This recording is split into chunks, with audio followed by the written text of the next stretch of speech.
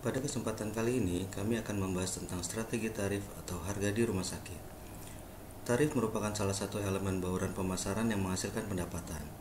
Produk yang dirancang dan dipasarkan dengan baik dapat membuat tarif yang tinggi dan menghasilkan keuntungan yang besar. Terdapat beberapa perubahan dalam pentarifan seiring perkembangan internet di dunia.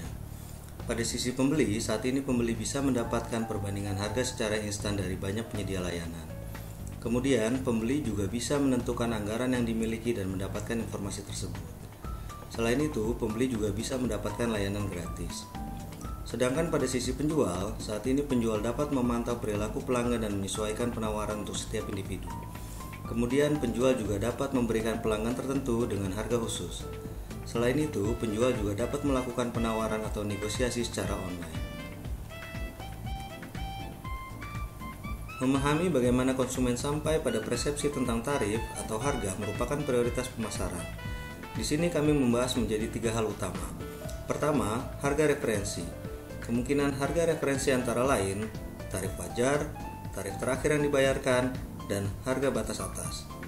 Dengan karakteristik layanan kesehatan, harga batas atas bukan hanya kemampuan pelanggan dalam membayar, namun diatur juga dalam peraturan baik pemerintah pusat dan pemerintah daerah. Kedua, kesimpulan harga kualitas. Banyak pelanggan menggunakan harga sebagai indikator kualitas. Namun perlu diperhatikan, ketika informasi tentang rincian kualitas tersedia, harga menjadi indikator kualitas yang kurang signifikan. Ketika informasi ini tidak tersedia, harga bertindak sebagai indikator kualitas. Dan ketiga, akhiran harga. Pelanggan cenderung memproses harga dari kiri ke kanan dibandingkan dengan pembulatan. Pelanggan melihat harga 799.000 berada di kisaran 700.000 daripada kisaran 800.000. Philip Kotler membuat tahapan penetapan tarif atau harga menjadi 6 langkah, yaitu yang pertama, memilih tujuan penetapan harga. Yang kedua, menentukan permintaan. Yang ketiga, memperkirakan biaya. Yang keempat, menganalisis biaya, harga, dan tawaran pesaing.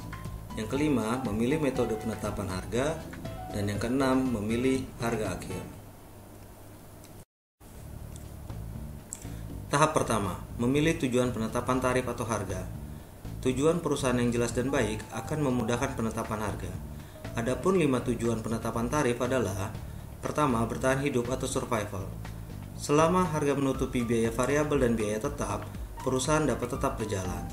Survival adalah tujuan jangka pendek. Sedangkan tujuan jangka panjang, perusahaan harus belajar bagaimana menambahkan nilai atau value untuk dapat tetap bertahan. Kedua, laba maksimum saat ini. Perusahaan dapat memperkirakan permintaan atau demand dan biaya atau cost yang terkait dengan harga alternatif dan memilih harga yang menghasilkan keuntungan saat ini untuk menjaga arus kas atau untuk meningkatkan pengembalian investasi atau return on investment secara maksimal. Ketiga, pangsa pasar maksimum. Volume penjualan yang lebih tinggi akan menghasilkan biaya per unit yang lebih rendah dan laba jangka panjang yang lebih tinggi. Perusahaan menetapkan harga terendah dengan asumsi pasar sensitif terhadap harga. Keempat, skimming pasar maksimum. Perusahaan memperkenalkan produk baru dengan menetapkan harga tinggi untuk memaksimalkan penelusuran pasar. Namun, strategi ini bisa berakibat fatal jika pesaing memutuskan untuk menetapkan harga rendah.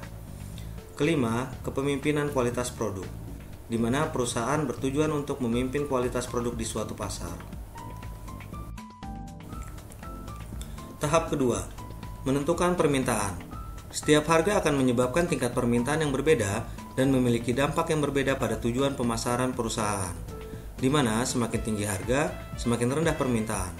Terdapat 3 hal penting untuk menentukan permintaan, antara lain: pertama, sensitivitas harga. Tentu saja setiap perusahaan lebih menyukai pelanggan yang tidak terlalu sensitif terhadap harga. Kedua, estimasi kurva permintaan. Terdapat beberapa metode untuk melakukan estimasi, antara lain dengan survei, eksperimen harga, analisis statistik dengan menggunakan data harga masa lalu, jumlah layanan atau produk yang terjual, dan faktor lainnya. Ketiga, elastisitas harga permintaan. Dalam kurva permintaan A, kenaikan harga dari $10 menjadi $15 menyebabkan penurunan permintaan yang relatif kecil dari 105 menjadi 100. Sedangkan dalam kurva permintaan B, Kenaikan harga yang sama menyebabkan penurunan permintaan yang substansial dari 150 menjadi 50. Jika permintaan hampir tidak berubah dengan perubahan harga yang kecil, kita katakan permintaan itu inelastis. Jika permintaan berubah secara signifikan, permintaan bersifat elastis. Pelayanan emergensi di rumah sakit merupakan contoh permintaan inelastis. Sedangkan pelayanan bedah plastik dan perawatan kosmetik merupakan contoh permintaan elastis.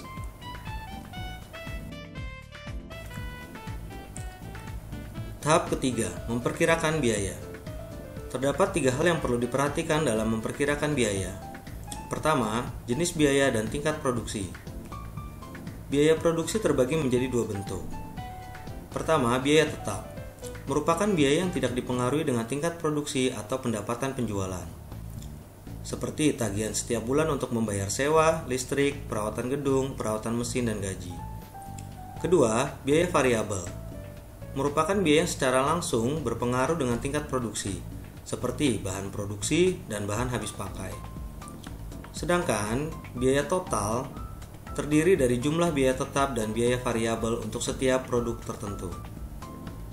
Sedangkan biaya rata-rata adalah biaya per unit untuk tingkat produksi tertentu, sama dengan total biaya dibagi produksi. Kedua, akumulasi produksi.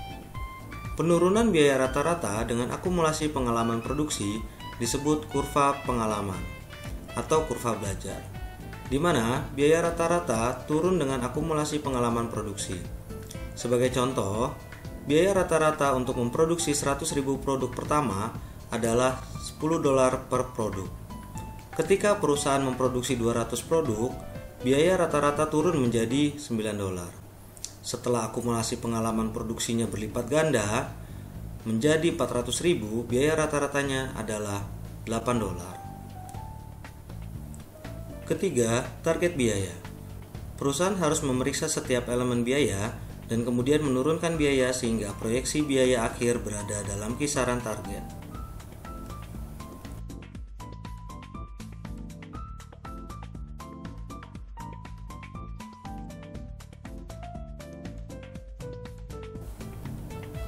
Tahap keempat, menganalisis biaya, harga, dan tawaran pesaing.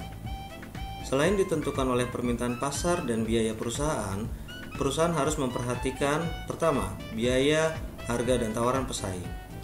Jika penawaran perusahaan mengandung fitur yang tidak ditawarkan oleh pesaing utama, perusahaan harus mengevaluasi nilai produknya bagi pelanggan dan menambahkan nilai tersebut lebih tinggi dari harga pesaing. Begitu juga sebaliknya. Jika penawaran pesaing mengandung beberapa fitur yang tidak ditawarkan oleh perusahaan, perusahaan harus mengurangi nilai dan harganya. Kedua, reaksi pesaing. Pengenalan atau perubahan harga dapat memancing respon dari pelanggan, pesaing, distributor, pemasok, dan bahkan pemerintah. Tahap kelima, memilih metode penetapan harga. Terdapat 6 metode penetapan harga.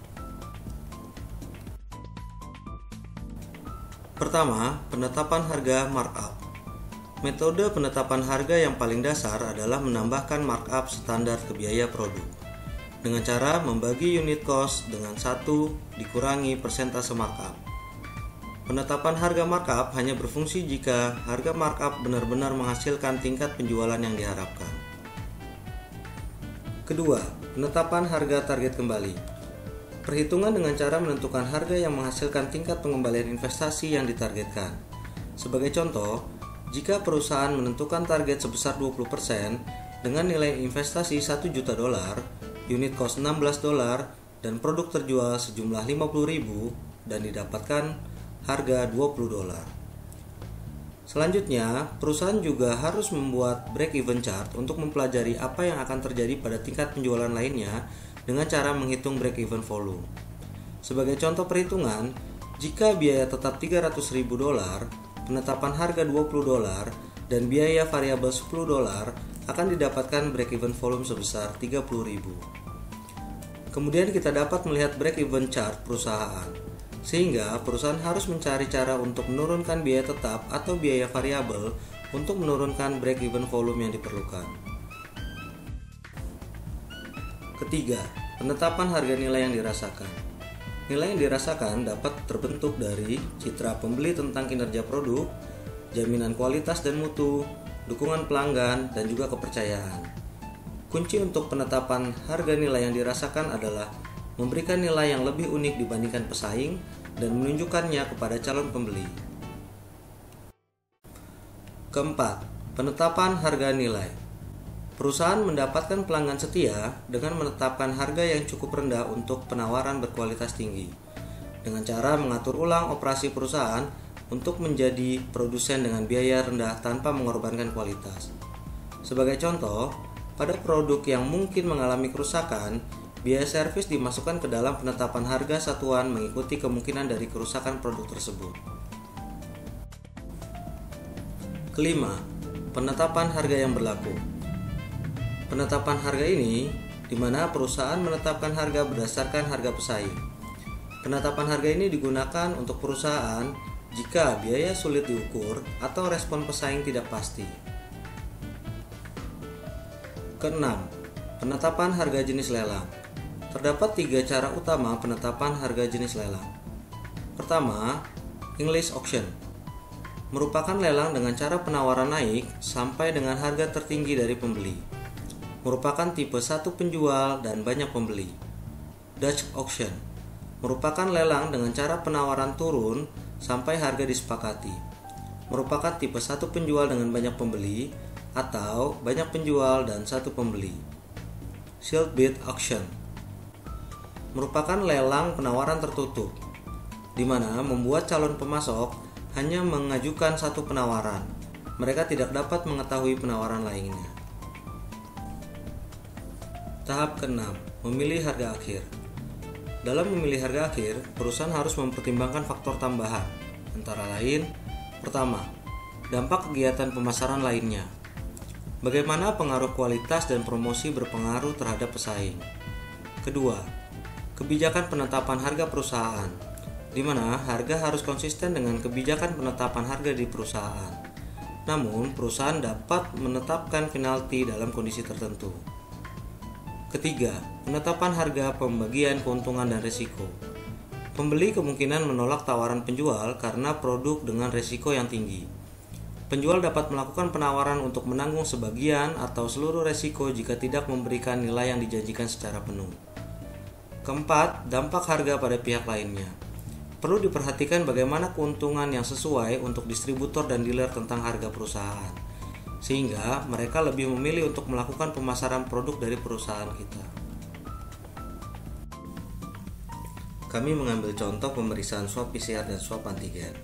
Setiap rumah sakit berlomba-lomba memasarkan layanan pemeriksaan ini dengan beragam tarif yang ditawarkan untuk menarik pasien atau pelanggan, bahkan dengan layanan drive-thru ataupun home visit.